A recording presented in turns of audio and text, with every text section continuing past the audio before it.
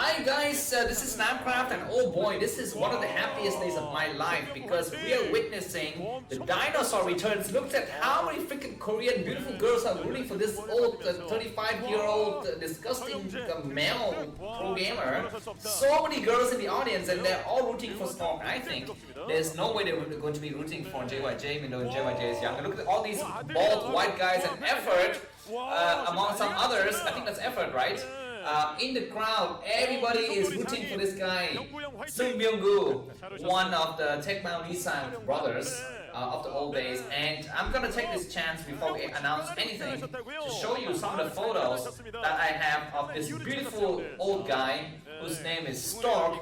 This is a photo of him winning the Input OSL a long time ago. Oh, Stork is sending his profile. There's gonna be some action happening, but anyways, before we get to the action, let me just show you a couple of other photos that are really nice as well. So this is another beautiful photo of Stork, and as you can see, Jaedong and Bisu and Flash there. Flash looks so young. All of these guys look young, and Stork looks like a player. Man, he looks, I mean, not a game player, like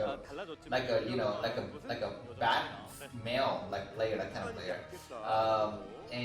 So that's that photo, and then there's another nice photo. Of course, all of you have all seen at some point in your life. You must have. I mean, there's no way that you don't know about this photo. I mean, this is the epiphany of Stork's existence here. And of course, you guessed it right. It is the photo of him in a dinosaur suit. I don't know what happened and why, and whether he was able to get his current girlfriend after wearing this this ridiculous suit or not. But that's his signature, and we are likely to have him on this in this series to go for carriers at least once, because he's gonna be facing up against two Terran, potentially JyJ in this game, and then Light in the next game. I always hope that he's gonna win this game, lose the next game, and then win the final game. That's gonna be so good. But anyways, yeah, this is HBR, Heartbreak Ridge. We have seen so many games on this map so far, and some exciting ones and some not so exciting. But let's hope for some nice games again on Heartbreak Ridge. Let me give you the photo of the map again. I'm sure you've seen it a million times, but just in case, here it is. Quite decent from Stork. Here it is, Heartbreak Ridge, and it looks like Stork has gone for forward gateway and forward core. So he's going to be pressuring with early Dragoon. I think he tried to steal the gas from his opponent, but JyJ didn't want to have any of that. This probe is going to be coming out and very fast spinning core though. So what is the advantage of having this really fast and forward gateway and core? Can somebody enlighten me? Because to me it doesn't seem like you gain something unless the other guy's gone for like 14 CC. I mean, there's no way, and if you don't even go for early Zelle, what is the purpose? It's just gonna make it very difficult for you to defend if the Terran goes 2 fact or 3 fact push later. Although there might be one small advantage, as I can see it, which is in the vulture in the event of vulture run by, I'm just gonna have fewer surface areas to cover. But I don't know if that really means anything at the pro game levels. But anyways, Nexus going up for Stork. So after he took out his enemy, he was able to put down his Nexus really quickly. The fact that he didn't put any Zelle down means that he's gonna be just fine. This vulture is gonna go out there, and the Dragoon drives really fast, man. Start to take one first hit. Needs to focus attention on the Marine. That's a nice attack, but Stork kind of not played well in one of the moves, but now he's doing okay. The vulture gets it. Let's see if Stork reacts. Stork is not reacting, but JyJ is also turning around. So anyways, Stork killed one of the Marine. The second Marine is going to fall, and then he's gonna back up and just wait in time for his other units to arrive. Mind you, on this map we have 3 ways to get home as a Dragoon. So you don't have to worry so much about the vulture laying mines behind you, because you can always find the right path. But Stork is kind of careless there, losing a Marine a Marine and not able to take out any single vulture. That's going to be quite a critical error, I think, for Stork. Let's see if JyJ capitalize on that and go for some crazy move. And the first mine is dead. So that means that Stork is going to be able to start to hit this bunker here. JyJ starts to lay some mines, and he needs to lay mines in all of the 3 corridors because there are 3 ways for Stork to get home, and each corridor is really wide, man. Each corridor is so wide. A vulture dead already, and the fact that JyJ focuses attention, his early attention on vultures means that he's gonna be skipping on tanks. Now the 3 vultures gonna be arriving, and let's see if Stork's Dragoon, his second Dragoon, pops out just in time or not. The vultures arrives now, and Stork is not paying attention. He's gonna be losing. He needs to take out one of the vultures. Second Dragoons arrive though, and the third Dragoon arrives. So Stork takes out one vulture, the other vulture is also dead, the third vulture dies. So I think that's acceptable damage for Stork. The first tank is out and Stork backs up, and the observers is so fast, man. Look at how fast this observer is. These Dragoons gonna be able to get home just fine. It's gonna be 5 Dragoons pounding on the door of JyJ. Stork might want to go for the next expansion, I think. At this stage of the game, he's got complete map control. I'd favor that in this case compared to the option of going for Shuttle and Reavers. I don't really like that option. But let's see what Stork opts for. He is sending some of his Dragoons over. The observer is coming out, and the first mine are cleared. But there's a lot of mines on this side. Stork needs to be careful though. He clears a mine, and now 5 Dragoons against 2 tanks. And the tanks are gonna have to back up. Stork is gonna have to be careful as well. I think some turrets going up. Do we have Shuttle coming out or not? Tank seed is so late because JyJ went for the early vulture speed, and 1 Dragoon is targeted, but Stork pulls it back, and now he's gonna pull back the rest of the units. He's gonna be careful though. There are some mines here, and we have a second observer coming out. Okay, very careless though for Stork to lose his observer inside his enemy's main base.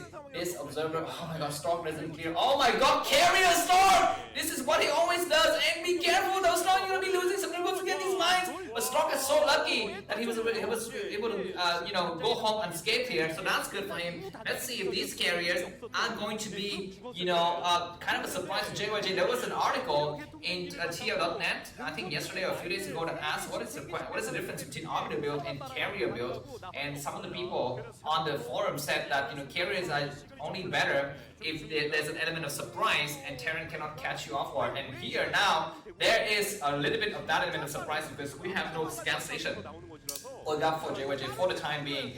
Stork has good map control. The fact that this core is not in the main means that to scout it, you need to scout the expansion, and so you need to waste 2 scans. I guess no. I think that assessment is not so correct, because if he scans the expansion, he sees the spinning core, he's gonna assume it's carriers, and if he scans the main and sees the carriers, he assumes it's carriers. So I think that doesn't really matter.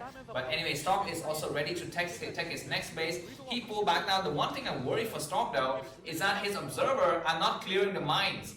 He needs to be out there with the future goals to clear some mines so that everything helps, because this stage of the game is a stage of the game where you don't really have that much action, and the Dragoon staying at home is not a good idea in my opinion. So it's gonna be better if he goes out here with Observer and start to clear mines and exert a little bit of map control, because he had observers inside JyJ's main just a few minutes ago, and he knows that there are no starport as of the time that he checked. I mean, the starport is behind the expansion mineral line now, so starport can be coming out. But yeah, Stork needs to also clear that mineral patch. I mean, we see time and time again players who are defending just forget to clear the mineral patch and the top right corner of the map, and that create huge problems for them later. So I hope that Stork is able to clear that, and vultures reacting a bit too slow. More vultures come through, but Stork is defending quite well. Stork is not taking his third base yet. He's going to be waiting for his 2 carriers to come out. The scanners are really late. We have this dropship getting ready though, so Stork needs to think about how to... Yeah, looks like Stork has 2 bases he can build. He's gonna try to, I think, build the base at the bottom right. These vultures coming through. The Dragoons start to come out as well to clear these vultures. And yeah, seeing the 3 pylon is a good idea. This vulture is gonna drop in, but there's nothing to attack in that base. Dragoons are coming here. He's gonna try to clear some of the mines. There's more. And wow, how does Stork even know that there are some mines? I guess he has a pylon to spot, so that could be the reason. And the thing is, there's nothing there. So JyJ is gonna be like, huh? Why don't you have a base there? And that will work completely in Stork's favor. This is just a complete fake here, man. Stork's got Strut's got just an empty probe, and now those vultures gonna be completely useless because even if he drop vultures in the main, there's some units ready, and these carriers are completely out of sight. They're gonna be remaining out of sight for some time. Nice attack on the dropship though. The dropship falls, and now the hand is revealed. Stork is ready to take his next base. He needs to take it in bottom right, and he does. He takes the Nexus at the 5 o'clock position. We have only tanks here. It's gonna be time for JyJ to push.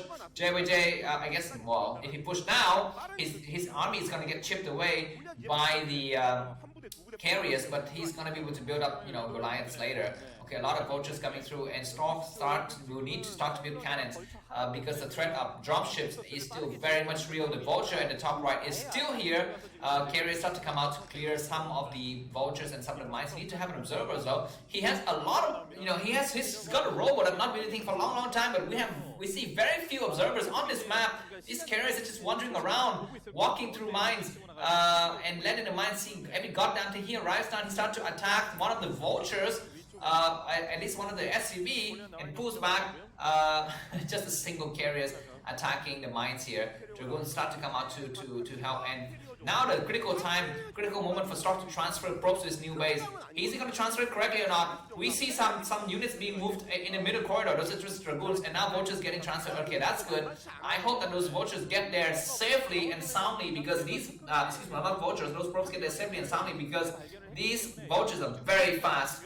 And we hope that we don't have some crazy mines happening also. Anyways, the vultures arrive, but the Dragoons are already here. So we have the first major battle of the game. A lot of Dragoons are on the high ground, as well as some carriers. The tanks are not sieging though. The tanks are a little too slow to siege, and Stork needs to focus his attention on some of the tanks in the back, so the Dragoons can take care of the tanks in the front. The number of tanks is quite high. The number of vultures are not there present to take care of the Dragoons, and only 5-6 tanks remaining. Dragoons are actually clearing out the rest of the units as well. None of the carriers are dead, so Stork is winning this battle. As I was about to say that, the last 2 tanks were to save the day, but the carrier count is still very strong. Observers sees every goddamn thing though, and killing out the observers, so very nice for JyJ to do that. The core is still spinning, so what does that mean? Does it mean that we've got some +2 weapons on the carriers, because +1 needs to be done already? The supply is still quite even. Stork's got, well, the carrier upgrade is here, so he's got some carrier upgrades, and then the 5th carrier is in the pack, and Stork is safe to just wander around and build up his carrier, his interceptor count. I called them baby carriers once upon a time. But anyways, yeah, the game is very much even, but you know what, usually in this kind of stage, Protoss can afford to be a little bit behind in terms of, not leading so much in terms of supply. What are these Zealots going there, just clearing mines? Okay, both Zealots died. Clearing out some of the vultures here. Stork needs to have more observers. Look at how few of the fields he see with his armies. Like, this bottom right is completely invisible to him. The middle lane is completely invisible to him. There's the carriers are clearing out these units, and that's good. That's very close to this dropship, so he can afford to go in to save this base sometime. Is that a tank or something? These vultures goes inside the corner, and more vultures. Oh my God! Stork's unit is completely out of position. Lucky for he's got a single cannon here, so that's fine. What about his main? He's got nothing in his main, and where's his army? His armies are like completely out of position. Some of the Dragoons are walking to random places as well, and this is kind of a setback here. Move your probes, man. Stork, he's not moving his probes.